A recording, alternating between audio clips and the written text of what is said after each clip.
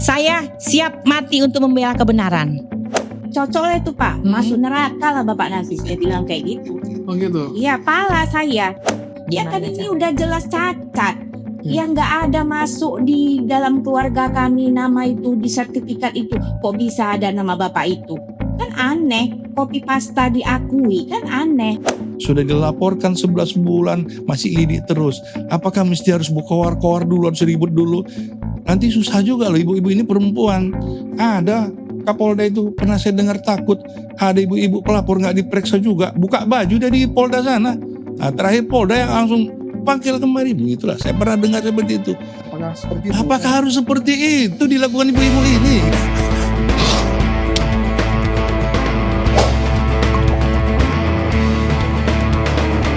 Ya, kembali lagi kita di program Cakap-Cakap Hukum bersama 3 narasumber kita yang luar biasa hari ini. Boleh perkenalkan Bang, dengan Bang siapa? Ya, nama saya Siswanto SH. Suami dari Ibu Fatlina Raya Lubis. Demikian. Ini Ibu. Nama saya Insinyur Haja Padlina Raya Lubis. Nama saya Mas Delina Lubis, notaris PPAT Kota Medan. Wow. Beradik kakak. Mirip ya Bang ya? Ya, Oh, adik mirip. kakak ya. Baik Bang, ini menarik ini Bang. Untuk hari ini kita di suasana hari ini, apa yang mau kita bahas hari ini Bang? Yang mau kita bahas itu adanya temuan atau juga putusan yang kita rasa sangat aneh. Aneh Putusan ya? yang sangat aneh dan kalau menurut saya sih gimana ya, cacat atau gimana gitu. Oke, sebelum keputusannya. Oke Bang. Ceritanya gimana ini? Karena aku lihat kan gini Bang. Di video-video sebelumnya ini viral nih terkait demo di pengadilan, demo di mana orang abang ini. Apa yang membuat sehingga keluarga ini yang demo Ibu ya? Iya. Apa yang buat demo ini? Ya. Coba ceritakan dulu. Sebenarnya sih saya udah semakin gak yakin hukum di Indonesia ini loh Bang. Gitu. Pening saya mikirkannya. Kita ajukan, tapi ujungnya nanti kalau kita ya entah apakah ini zaman Konoha nggak tahu lah ya Bang. Pening saya Bang. Setiap kita mengajukan tanpa embel-embel pasti kalah. Cari keadilan. Nah, jadi saya kadang-kadang bingung mencari keadilan itu di mana kira-kira. Tanda Apa kutip. ini? Tanpa embel-embelin ya. Ini Ya. udah pinggir curang ini belum apa-apa tanpa embel-embel ya. Iya. Oke, sebelum ke sana, sebelum tanpa embel-embel nanti saya kutip di situ bahasa kakak itu nih. Iya. Ya. Gimana cerita perkaranya Bang? Jadi perkaranya begini. Ini awalnya dari ada objek perkara sebuah tanah. Tanah itu berada di Leda Sujono nomor 163 dari kepunyaan ibu mereka. Ayah udah meninggal. Ya. Lalu kemudian ibu beli tanah nama ibu. Ibu meninggal. Lalu setelah meninggal adanya akta ahli waris, keterangan ahli waris, berpindahlah ke ahli waris. Ya. Nah, setelah berpindah ke ahli waris, lalu ada 5 ahli waris itu yang 2 memberikan kepada 3 untuk berikan kuasa. Siapa aja yang 5 ini Bang? Yang 5 ini Pak Haril Pauji Lubis, itulah abang. Itulah yang sedang kami gugat. Lalu Pak Dina Raya Lubis. Lalu Mas Delina Lubis. Yahya Payungan Lubis. Sama Hasan Basri Lubis. Waktu itu yang memberikan kuasa adalah Yahya Payungan Lubis dan Pak Dina Raya Lubis. Kepada 3. Pak Haril Pauji Lubis, Mas Delina Lubis, Hasan Basri Lubis. Itu kuasa notaris tahun 2001 oleh Alina Hanum. Nah, berjalan seterusnya tahun 2005 mereka membuat jual beli. Iya. Tapi jual beli yang menjual si Mas Delina masih Hasan. Iya. Pembelinya si Pak Haril Pauji. Itu pun pakai hukum paraid juga. Bagian dia dikeluarkan lagi. Nah, dan gak ada pergi ke notaris atau PPAT. Hanya bawa tangan kwitansi doang aja. Iya. Lalu tahun 2023 kok ada muncul PJB, Perikatan Jual Beli. Antara berempat, Padlina ikut, Yahya Payungan ikut, Mas Delina ikut, Hasan Basri ikut. 4 orang memberikan menjual kepada 1 orang. Oh ya, terus? Nah, dalam PJB itu. Ke 1 orang ini ke siapa? Pak Haril Pauji Lubis. Yang bagian dari ahli waris juga? Iya. Itulah abang paling besar itu. Abang paling besar ya. Ketua. Jadi berpikirlah Bu Fatlina, aku kan nggak pernah ikut jual beli. Iya. Nggak pernah ikut jual beli, kenapa ada namaku di PJB? Yahya pun nggak pernah ikut jual beli. Yang jual beli kan mereka bertiga. Hasan Basri, Mas Delina, dan Pak Haril Pauji. Ibu ini ikut? Ibu ini ikut.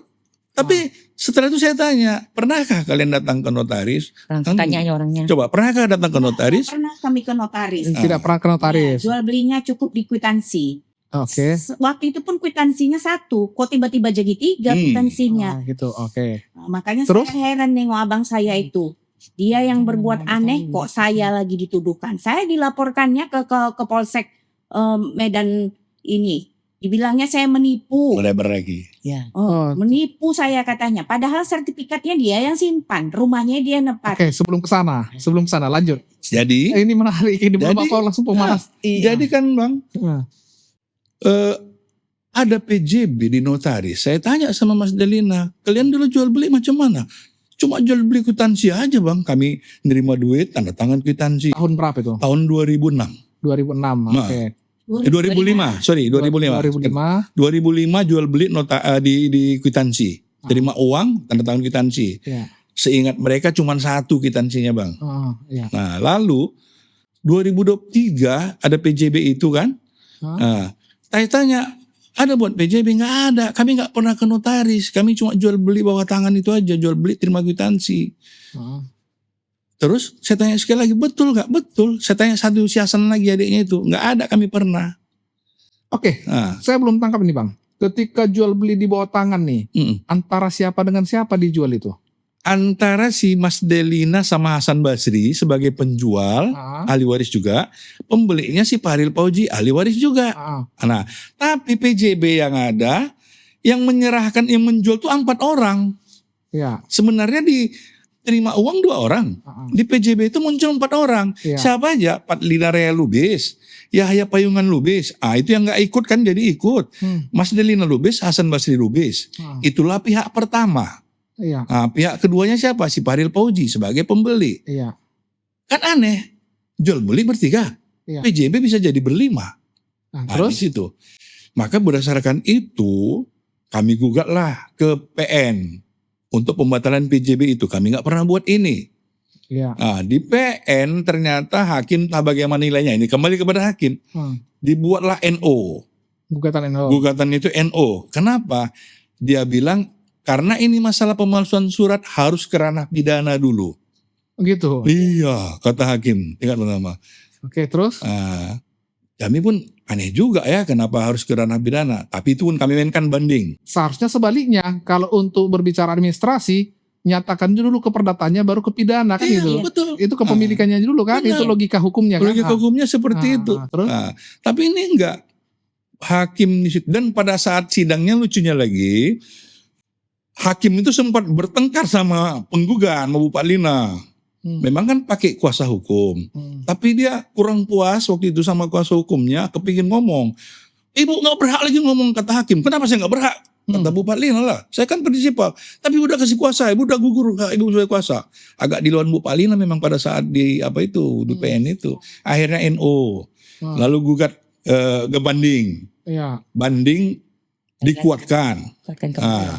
Kami kasasi lagi, NO lagi, kedua, udah. Istirahat Habis itu dulu kita itu. Istirahat di PN, gugatlah waris. Udahlah kita gugat waris saja. Terjadilah. Gugatlah waris ke pengadilan agama. Lanjut ketua. Iya, lanjut. Setelah digugat waris, dengan bukti-bukti kita yang ada, kita jelaskanlah PJB itu kita nggak pernah buat dan segala macam. Sampai kita hadirkan saksi ahli untuk menguatkan bahwasanya PJB itu bukan perikatan parilena. PJB itu cuma perjanjian. Sampai ahli pun kita hadirkan profesor. Kita tahu-tahu tiba putusan kalah kita ketua. Ditolak. Ditolak. Putusan kita ditolak dan kalah. Yang lucunya putusannya di sini, di putusan ini ketua. Putusan perkara kita nomor 3939 3939 PDTG 2005 PA Medan. Nah, begitu keluar putusan, catatan kaki pertama itu ditulis halaman pertama dari putusan PDT nomor 1097. Kan gak sinkron. Iya, udah beda nomornya. Udah beda nomornya. Terus 1097 2025 PDT Lubuk Pakam pula itu. Wah, bukan Medan. Copy paste. Aneh ini kami. Oke, mungkin hakim kita pikir ketua. Nah, tahu-tahu sepanjangnya kami baca lagi putusan. Yang berperkara lubis semua kan gitu bahasanya. Iya. Mas Nidil Lubis, Parli pada Bojis, lubis lah semua ada di putusan. Di halaman 60 dibaca lagi ada muncul nama Darmo. Iya. Siapa pula Darmo? Bukan para pihak kok bisa ada di putusan. Nah, satu lagi dibaca lagi di halaman selanjutnya ada nama Samin. Yang tidak ikut berperkara, yang tidak ikut hadir di pengadilan, yang tidak ikut segala macam, kok bisa muncul di putusan ketua? Terus? Ah, itulah dasar itu nggak terima lah orang ibu ini demo di PA Medan, Iya. ribut di PA Medan di ruang sidang, di dekat ruang sidang itu, wow mau diusir tapi bertahan orang ini, akhirnya dipanggil sama ketua pengadilan. Jadi ketua pengadilan bilang ya saya nggak bisa ngapa-ngapain. Iya tapi di situ kan hakim-hakim bapak itu nggak pernah bapak tengok kata mereka. Iya bu itu udah keluar putusan. Putusan itu nggak bisa lagi pakai upaya hukum lah, upaya hukum banding. Iya, tapi kalau kayak gini lah semua hakim bagaimana? Kata orang Bu Fadlina lah. Itulah maka demo naiklah ke koran-koran juga berita-berita apa semua. Naik semua ketua. Terus habis itu banding. Banding lah kami setelah itu. Terus? 25 Juni lalu keluar putusan lagi. Masih amar, belum putusannya masih amar dari Ekot.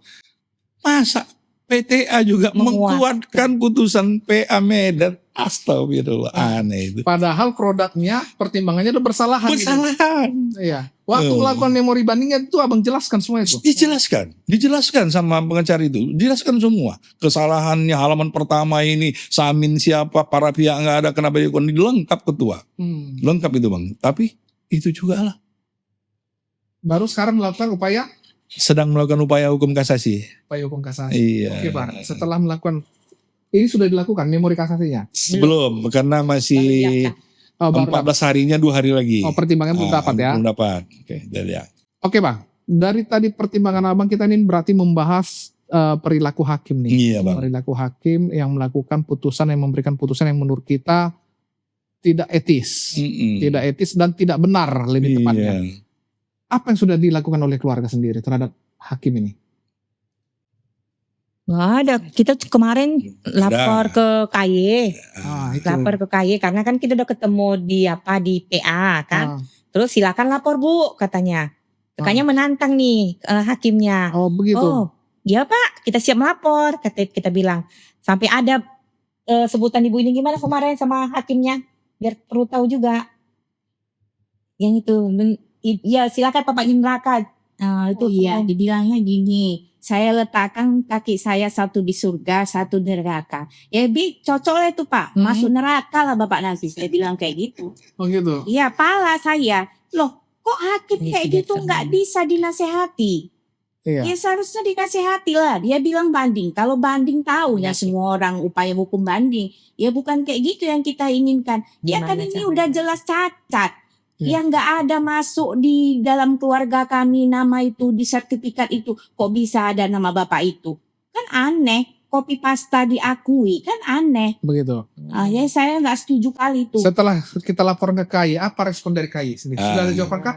Saya lanjutkan. Jadi upayanya sebenarnya kemarin selain upaya hukum, upaya eksternalnya kita buatlah laporan ke pengaduan ke PTA tentang perilaku hakim, pengadilan tingkat tinggi kan. Kemudian ke KY dan ke Bawas.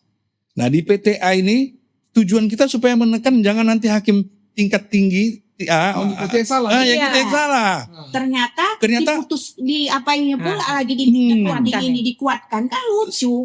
Enggak belum ada buat jawaban pengaduan kita. Tiba-tiba udah keluar putusan.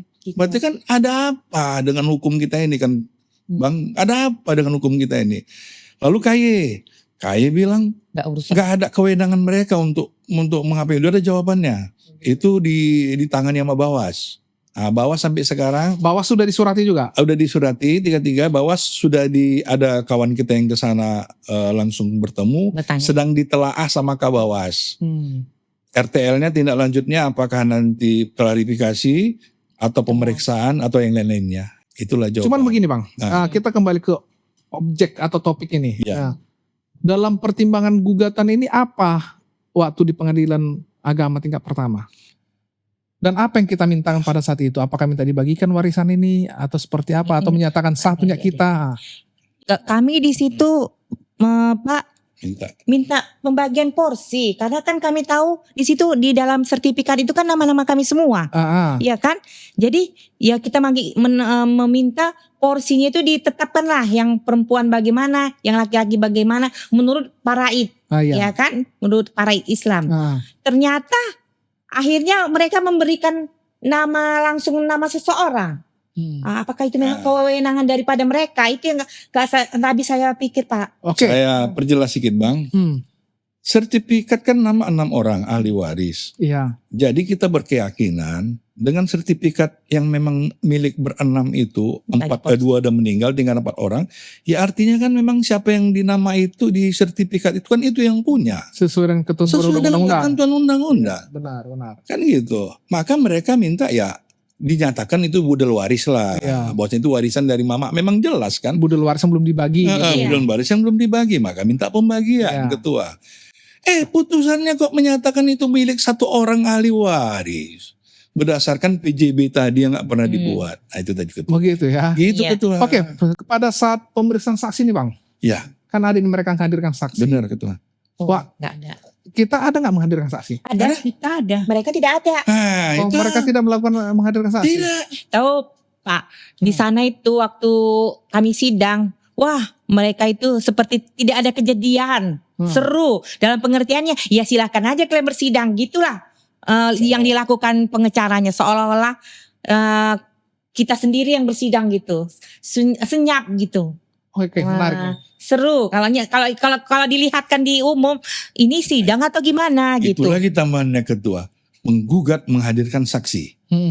2 saksi fakta, 1 saksi ahli. Iya. Lalu mereka nggak menghadirkan saksi, bisa dimenangkan. Coba ketua. Ini jadi menurut Abang nih, dalam Abang kan selaku lawyer juga nih. Kalau dalam pemeriksaan hukum acara perdata kan siapa yang menggugat dia membuktikan dalilnya. Kalau mereka menyatakan itu punya mereka buktikan. Berarti waktu pemeriksaan saksi kemarin atau pemeriksaan sidang kemarin, apa yang memuatkan mereka bahwasanya sehingga ya hakim yakin bahwasanya itu sudah beralih ke 1 nama. Jadi kan saya ceritakan tadi bahwasanya pada saat tahun 2001 itu masih hidup yang berlima tadi, 1 kan udah meninggal. Sorry Bang, bukan sana maksudnya. Sana. Aku mengikuti cara kejanggalan hakim dalam memutus nih Bang. Ya kan? Apa pertimbangan hakim? Kan saya rasa kan tidak ada pertimbangan yang mengatakan para penggugat dia tidak ada saksi. Waktu sidang itu apa yang terjadi ketika kita mengajukan gugatan waktu pemeriksaan saksi? Apa yang membuat mereka, apakah hanya bukti surat mereka? Atau itulah dia. Ternyata setelah kita baca putusan itu, hakim justru banyak mempertimbangkan bukti-bukti dari yang tergugat. Seharusnya seperti yang didalilkan, siapa yang menggugat, dia yang membuktikan. Dan dalam perdata, bukti itu baik dari si penggugat maupun si tergugat kan gitu. Tapi sepertinya hakim mempertimbangkan bukti yang si tergugat aja. Oke, bukti-bukti dari tergugat ini apa dan bukti-bukti kita sebagai penggugat apa? Bukti si tergugat itu adanya jual beli dari ahli waris, dari para ahli waris kepada dia dengan kwitansi tadi. Tapi kwitansi itu hanya jual beli bertiga, sementara para pihaknya itu ada berlima, kan gitu. Apakah sah yang melakukan jual beli cuma 3 orang? Di situ di sertifikat ada 5 orang. Nah, dan ditanya apakah berdasarkan kuasa? Tidak berdasarkan kuasa. Kenapa? Muncul PJB yang tidak pernah ada dibuat.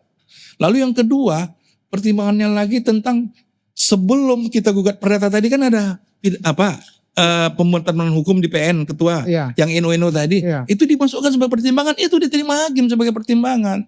Bahwasanya nggak bisa dibatalkan PJB itu kata. Kan NO kan berbicara formilnya bukan pokok perkaranya kan. Itu ketua. Kan tambahan satu lagi sebelum itu mereka bertiga ini ada menjual warisan berdasarkan kuasa sebelah objek itu. Lalu cerita ada akte jual belinya. Ini semacamnya menggiring supaya si hakim tadi melihat ke sana. Objek ini kan 1 dan 3 ketua. Sebelahnya 165. 165 ini orang yang bertiga udah menjual sama Cina, orang Singapura. Ada AJB-nya. Nah AJB itu dimasukkan sebagai bukti. Sementara dalam objek yang kita permasalahkan tidak ada Tidak AJB-nya. ada AJB-nya. Oh gitu ya. Ke sana ketua. Baru yang kedua, sorry. Kan harusnya ada saksi. Kan itu seharusnya pertimbangan hakim. Benar. Gimana harusnya ada saksi meyakinkan, oke betul ini mereka sudah jual beli. Itulah. Sedangkan kita sudah menghadirkan ahli saja tidak dipertimbangkan ya. Benar. Oh gitu ya. Gak ada saksi dari mereka tapi bisa hakim. Berarti ada apa pertanyaannya? Ada apa? Hakim itu wakil Tuhan di atas dunia. Nah, mungkin gara-gara wakil Tuhan Bang Jeno merasa ya yang lain itu gak perlu, kami yang paling benar. Nah, itulah. Pertimbangan apa itu? Kalau seandainya dia sebagai wakil Tuhan di sini lalu dia melakukan suatu perbuatan yang salah, berarti Tuhan itu salah. Kan begitu Tuhan. Seharusnya mencerminkan yang namanya wakil Tuhan mencerminkan pribadinya Tuhan ya. Namanya wakil kan. Wakil. Itu. Seandainya dia salah lah dunia ini dibuatnya kan seperti itu.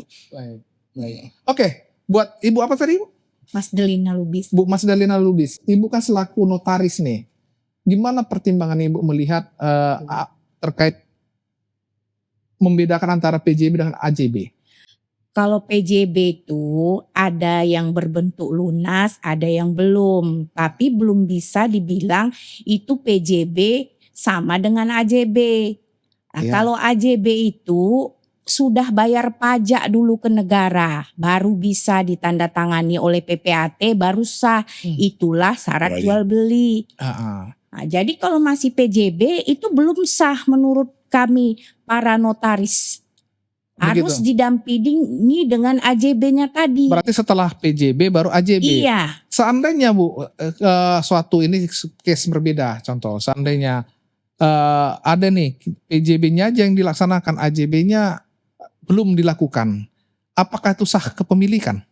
Belum sah kepemilikan. Karena berbicara masih perjanjian, Iya. berbicara prestasi di sana, Prestasi. antara mereka melaksanakan prestasi atau tidak melaksanakannya kan gitu, itu Iya. PJB kan? Iya. Oke, baik. Ini Bu Notaris, jadi tanggapan Ibu waktu AJB, AJB ini kan mereka kan melakukan AJB itu, ada AJB-nya. PJB. PJB atau AJB? PJB. PJB yang kami buat. Perikatan. Bukan bukti mereka. Oh iya. Bukti mereka PJB. PJB, AJB ada Mas, tapi yang 165. Ya tapi kan itu bukan objeknya. Makanya aneh hakim itu. Oh. Apa dia nggak baca? AJB itu ketua di objek yang 165 sebelahan. Oh berarti AJB yang mereka lampirkan ini AJB objek yang lain. AJB yang berbeda. Iya. Gitu. Oh saya pikir itu AJB yang sama. Tidak, gitu. Cuman kita tidak ada menentangkan terhadap objek itu. Enggak Bang. Itulah makanya aneh, saya geram kali saya nengok hakimnya itu kemarin. Gitu. Andaikan bisa lah bertemu kemarin dengan ibu itu, mau ku pertanyakan, Bu, apa dasar kau membuat ini kayak gini menjadi milik Si Pak Fahril Fauzi itu? Kan AJB PPAT-nya belum ada ditandatangani. Iya. Kenapa itu kalau masih PJB nanti kita bisa dimarahi negara, kita penyeludupan pajak. Lagian kita bilang kan kalau PJB kan masih perjanjian, Nah itulah. bisa batal kan? Iya, Bisa bisa. batal kan? Kalau nggak dilaksanakannya prestasi-prestasi itu bisa batal. Iya kan? bisa batal. Kenapa? Apabila ada yang mati, meninggal dari Atau salah satu dari ahli waris yang namanya di sertifikat itu, kan PJB-nya udah gugur itu. Begitu. Atau memang tidak ada poin yang tidak mereka laksanakan, misalnya pembayaran. Iya, gitu, kan? pembayaran pajak tadi. Iya. Betul ketua. Oke. Jadi sekali lagi ketua, AJB itu AJB objek sebelah rumah itu. Nah, begitu. Pelakunya memang orang itu juga bertiga. Itu memang mereka bertiga ada menjual itu. Tapi kan jadi seakan-akan hakim tadi manipulasi. Oh ada AJB ini. Nggak nengok lagi. Udah ada AJB kok. Tapi dalam pertimbangannya bukan AJB. Berdasarkan perikatan jual beli dan bukti-bukti kwitansi. Maka sudah terjadi peralihan hak kepada Fahril Fauzi. Nggak ada disebutkannya berdasarkan AJB. Oke. Ketika tadi kan memang di awal kita mengatakan ada kwitansi. Kwitansi apa itu? Jual beli. Jual beli antara? Antara saya dengan abang saya itu. Itu kan bagian ahli waris. Tergugat. Objek itu bagian saya dengan adik saya dengan si Pak Fahril Fauzi Lubis Berdasarkan? itu. Berdasarkan kwitansi. Enggak kuasa. Kuasa yang kami pernah buat itu dulu, dia kami kuasakan ke dia. Nah, tapi dia bisa membeli juga dari surat kuasa itu.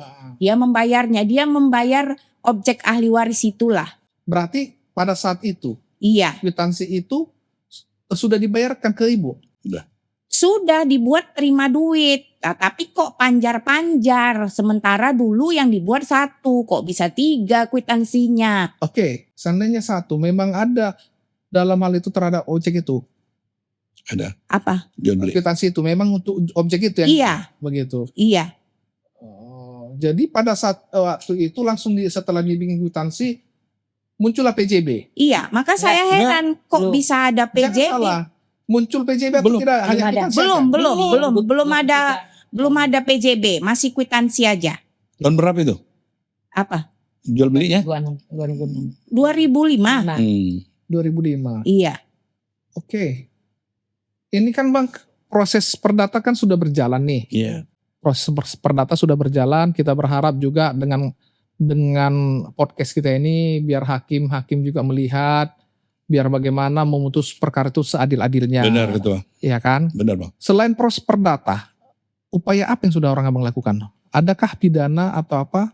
Ya, jadi gini, Bang. Bahwasanya setelah kita di PMH kemarin NO dibuat hakim PN, harus ada dulu periksa pidananya katanya. Nah, selain gugat wadis kemarin sedang berjalan sampai ini masalah kasasi, kita sudah laporkan si Paril itu pemalsuan perikatan jual beli tadi. Karena kan tidak pernah kita buat, tidak pernah dibuat oleh adik-adiknya. Nah, kita buat pengaduan atau LP ke Polda Sumut. Nah, itu di Agustus tahun 2025. Iya. Nah, dan waktu itu kita di SPKT kita minta selain 263 ada 266. KUHP yang lama. Iya, KUHP lama. Karena apa? Dijelaskannya di situ semua para ahli waris sudah menerima duit. Sementara kan dari 4 ahli waris itu cuma 2 orang yang terima duit. Yang 2 lagi tidak. Berarti kan ada Yang 2 lagi itu siapa? Bu Fadlina Raya Lubis dan Mas Yahya Payungan Lubis. Yang menerima Mas Delina dan Hasan Basri Lubis.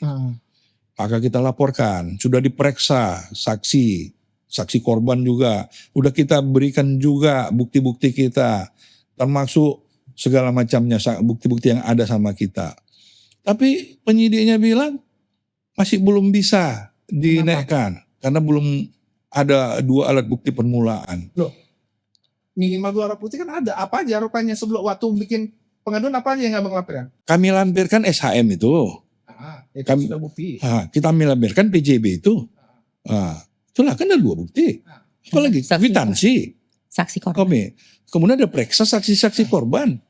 Mana lagi alat buktinya kok kurang, kalau nggak ada alat bukti permulaan katanya. Dijawabnya gini, Ketua, harus ada minuta daripada PJB ini. Ya kan nanti intinya kan tindakan pidana permulaan pidananya kan sudah muncul itu dulu kan. Iya, Itulah mereka mengkajinya nanti. benar. Minimal 2 alat bukti. Masalah nilai alat bukti ini kan mereka yang menilai nih Benar. apakah memiliki kekuatan untuk pidana atau tidak. Jadi Sudah Abang jelaskan itu terapnya. sudah sama dia sudah. Yang lucunya lagi karena Bu Fadlina yang vokal diblokir penyidik nomor Bu Fadlina, nggak bisa berkomunikasi. Karena dia yang selalu WA segala menelpon. Dan sebagai tambahan kepada kita semua ini, proses lidik sudah berjalan 11 bulan Ketua. Dari Agustus kan. Agustus, September, Oktober, November, Desember, Januari, Februari, Maret, April, Mei, Juni, masuk 11 bulan. Belum ada, masih lidik. lidik terus. Akhirnya udah ada upaya lagi. Kemarin kita buat Dumas ke Wasidik. Tapi nggak tahu juga perkembangannya sampai Tapi sekarang. udah keluar SP3 Dumas, sedang kami telaah katanya gitu. Apakah nanti mau buat gelar perkara khusus atau sedang labju lah kata lapor kemajuan. Sampai sekarang. Saya telepon juga si pengacara si penyidiknya, iya udah bang laporkan saya gini gak apa, sedang labju sekarang katanya. Jadi kapan GPK-nya saya bilang gelar perkara khusus belum tahu banget, tapi yang jelasnya sebentar lagi mau saya gelarkan ini katanya langsung. Tapi sampai sekarang nggak ada juga Belum perkembangan, udah 2 bulan juga bang. Gitu ya. Iya Ya. Ketua, itulah dia Itu kendalanya. kendalanya. Jadi di PA seperti itu kita cari keadilan ke polisi juga seperti itu Ketua. Nggak tahu lagi bagaimana ini. Ini bagi kita yang orang hukum ini semuanya Bang ya. Gimana lagi bagian yang Yang tidak tahu hukuman? Awam. Orang awam apa nggak diputar-putar semua nih. Begitu Ketua. Jadi Makanya. di mana lagi keyakinan kita dalam penegakan hukum ini. Baik, Tumpulkan hukum kita ini. baik itu kejaksaannya, kepolisiannya, baik juga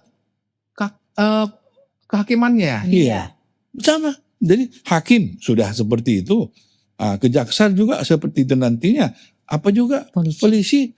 Kita minta keadilan ke polisi. 11 bulan lidik terus. Udah gak sesuai dengan perkap aja gak sesuai. Sama lagi dihentikan, kita lakukan upaya hukum kan gitu. Iya. Kita perapin. Iya, kita minta kepastian. Gak berani dia buat kepastiannya.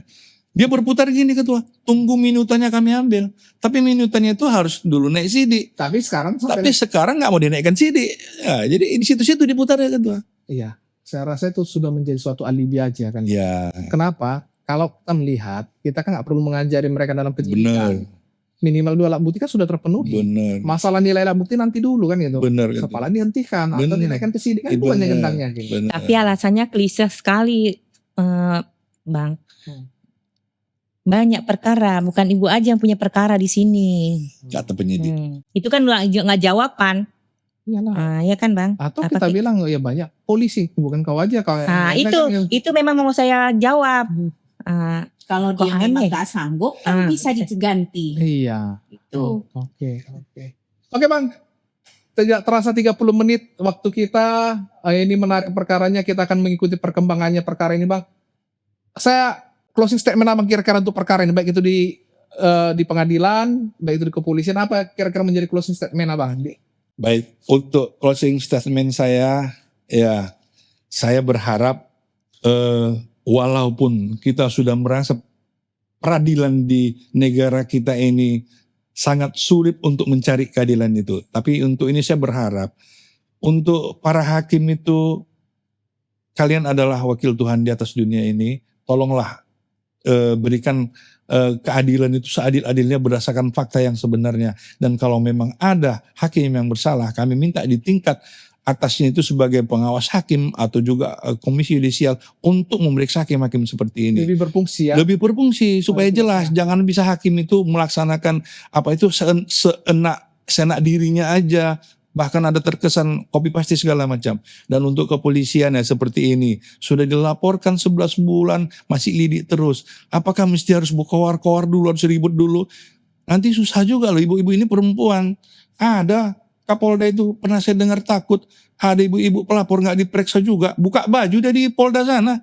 Nah terakhir Polda yang langsung panggil kemari. Begitulah, saya pernah dengar seperti itu. Apakah seperti itu? Apakah harus seperti itu dilakukan ibu-ibu ini? Gitu, gitu. Demikian closing statement dari saya. Dengan Ibu? Kalau saya sih dengan kita hadirnya di podcast ini, mudah-mudahan didengar oleh hakim, polisi, dan yang berwenang di dalam kasus kami ini. Agar cepat ditindaklanjuti dan diletakkan keadilan dan kebenaran itu. Sangat berharap kali khususnya yang menangani kasus kami ini yaitu hakim polisi. Itu aja mungkin harapan untuk saya. perkara, kira-kira apa harapan Ibu untuk perkara ini? Misalnya ya apa yang mau Ibu sampaikan terhadap perkara ini? Perkara ini saya harapkan kebenaran itu ya kami menang karena itu benar gitu. Itu bagian dari warisan yang Iya. harus dibagikan. Satu, kedua, saya siap mati untuk membela kebenaran. Luar biasa. Ibu notaris. Ya, kalau saya juga seperti itu, seperti prinsip kakak saya kepingin kami menang karena memang itu objek warisan keluarga orang tua kami. Dan saya minta kepada semua aparat hukum di negara ini, berbuatlah yang baik, takutlah pada Tuhan. Semoga negara kita ini masih bisa mendapatkan hukum yang bagus. Sukses buat negara kita. Baik, begitulah perkara yang hari ini yang kita hadirkan narasumber kita. Kalau biasanya kita selalu berbicara di tingkat kepolisian, tingkat kejaksaan, hari ini kita berbicara di tingkat pengadilan. Yang mana ya dari cerita ini bagian dari warisan, bahkan dalam menangani perkara tidak sinkron ya Bang ya, dengan fakta-fakta, tapi diputus tidak sesuai dengan faktanya ya. Kita berharap juga di tingkat pengadilan juga biar lebih bersih lagi dalam menangani perkara. Betul. Karena kalau bukan di sana, di mana lagi kita bikin pengaduan. Iya. Oke Bang, luar biasa hari ini. Siap. Jadi jangan lupa Bang, kita tetap semangat, optimis dengan peradilan kita. Siap Bang. Baik Bang, ada closing atau yel-yel kita. Kalau saya bilang cakap-cakap hukum, cocok kok rasa gitu Bang. Cakap-cakap hukum, Cocok kok rasa.